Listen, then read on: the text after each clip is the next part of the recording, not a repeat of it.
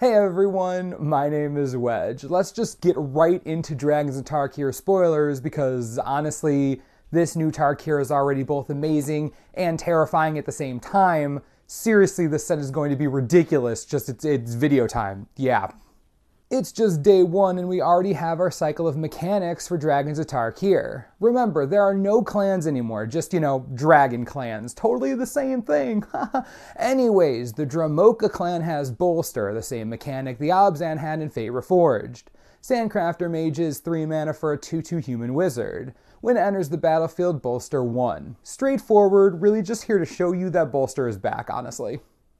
Ojutai's Summons is 3 colorless and 2 blue for a sorcery. Put a 2/2 blue Djinn monk token with flying onto the battlefield. Rebound? Yeah, Rebound is back. I don't even know where to begin. Guess when this was last in Standard? Rise of the Eldrazi. Coincidence? Yeah, no. If you've never played with Rebound before, you basically get to cast a spell twice if it resolves. Once right when you cast it, and then again on your next turn at the beginning of your upkeep. It's kind of broken. Also plays real nice with prowess. Those guys at R&D must be peeing themselves right now. Rebound? What? Okay, Silumgar's clan has officially gone off the deep end. Exploit is their new mechanic. Silumgar Butcher is 5 mana for a 3/3 zombie Djinn with Exploit. When this creature enters the battlefield, you may sacrifice a creature. When the Butcher exploits a creature, target creature gets -3/-3 until end of turn. Okay, let's really talk about what's going on here. Silumgar's mechanic is based on the concept of playing creatures and then using those creatures to throw your other more useless creatures at the opponent in fun, interesting ways. I thought the Sultai were messed up, but Silumgar is a nasty, nasty dude. This is a conditional removal spell for limited, but a removal spell nonetheless. Enjoy throwing stuff at other stuff. It's also important to point out that you don't have to sacrifice something. It is a May ability. The dash mechanic is back for Kolaghan's Brood. Sprinting War Brood is 5 mana for a 5/4 Ogre Berserker that must attack each turn if able. You can dash it for 4 mana. Am I the only one excited about this? I love the idea of Dash in Fate. I'm really excited it gets another chance to make an impact. And that's coming from a control player who honestly should hate Dash. Again, really just showing you this card to celebrate the fact that Dash is back. Go Dash!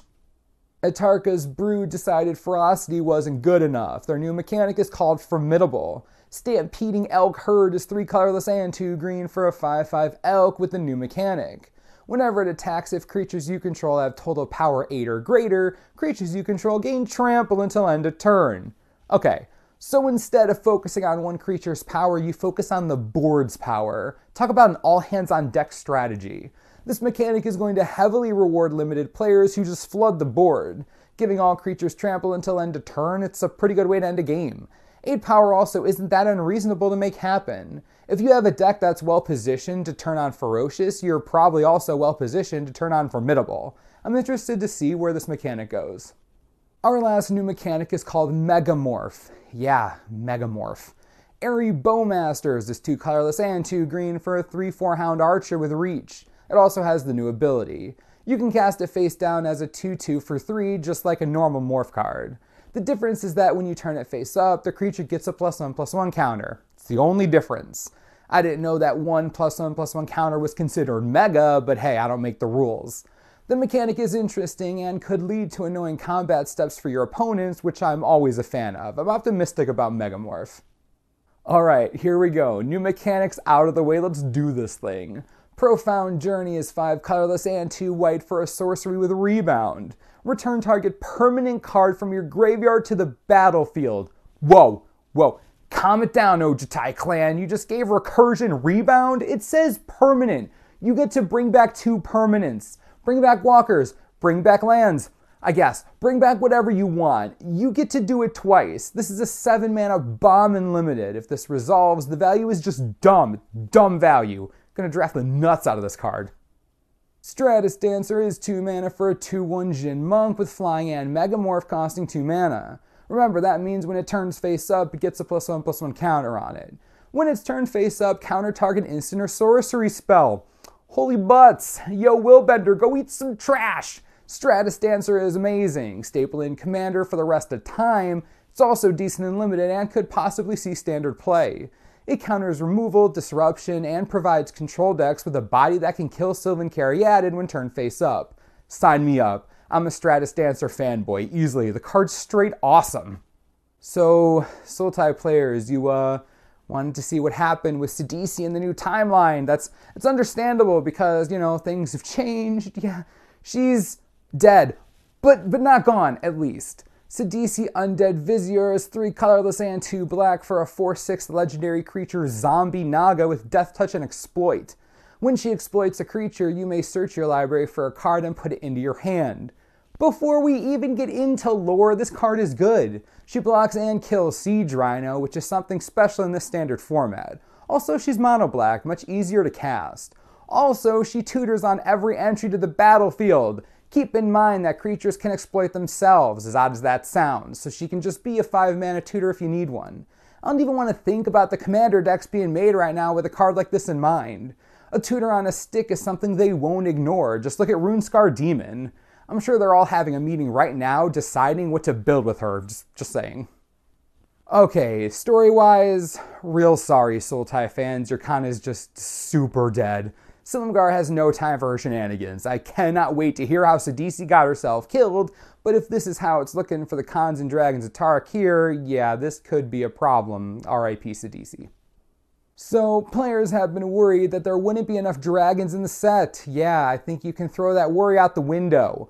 Dragon Tempest is 2 mana for an enchantment. Whenever a creature with flying enters the battlefield under your control, it gains haste until end of turn. Whenever a dragon enters the battlefield under your control, it deals X damage to target creature or player, where X is the number of dragons you control. What? 2 mana? 2 mana for this insane enchantment. It gives haste to all your creatures with flying. There are enchantments that do this that cost way more and still get played in formats like Commander. Also, for the record, the second ability is game-breaking in Dragon decks. The value is absurd and immeasurable. Scion of the Dragon players probably just pooed a little bit. Those of you hoping to play dragons in Standard might be hyperventilating. Lastly, you don't even really need dragons for this to be a thing, although Kalia would disagree. But this makes Hornet Queen have haste. Not sure if that matters, but, the more you know. Looks like we have a new cycle of Elder Dragons. The brood leaders from Fate Reforged seem to still be alive, at least Silumgar is. Check out Dragonlord Silumgar. 4 colorless, 1 blue, and 1 black for a 3/5 legendary creature Elder Dragon with flying and Death Touch. Whenever it enters the battlefield, gain control of target creature or planeswalker for as long as you control Silumgar. Oh, wow, crap.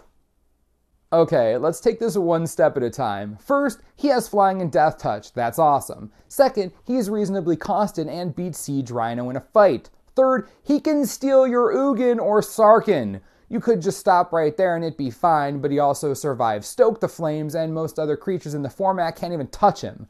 Lastly, and this may be the most interesting thing going on here, I think he's wearing Tassiger's dead body around his neck. Yeah, pretty sure that's Tassiger, or what's left of him after over 1,000 years. Okay, Silumgar, do what you want. You're legitimately terrifying. This is a creature I will be playtesting with In Control, not to mention his outrageous playability in Commander and Limited. If all the dragons have crazy useful abilities like this, I just don't even know what's going to happen with this set. It's insane. Last thing about Silumgar, you can have both him and his younger version in play at the same time. They are not the same legendary creature, so you don't legend rule yourself. You're in the clear. This last announcement is going to be the most important for some of you. The new packaging just came out for dragons. Let's take a look at the booster packs. Atarka, nice. Kolaghan, looking good. Okay. Ojutai, hope your breath doesn't stink. Sarkhan, not bad, not bad. Nice new art. What? Yo, Narset! What up, girl? Where have you been? This 100% confirms for real that Narset is in Dragons of Tarkir. Just, oh man, things are going to get so real. She does not look happy. Those eyes, though. Narset incoming hype. First day of spoilers down. One of our former Khans is already dead. One of our Elder Dragons is crazy good. The mechanics seem both fair and outrageous. Looking at you, Rebound. And we're totally going to see Narset. This is day 1. We have weeks of this ahead. I already feel lightheaded. I need to lie down. That's Silumgar, though. Right, okay. Let me know what you think in the comments. I'm blindly optimistic about this set. I'll just lay that out there right now. It's crazy stuff. As always, subscribe for the latest and most reliable Dragons of Tarkir spoiler information you could ever need. This is the Manosaurus, I'm Wedge. Thanks for watching, we'll see you next time.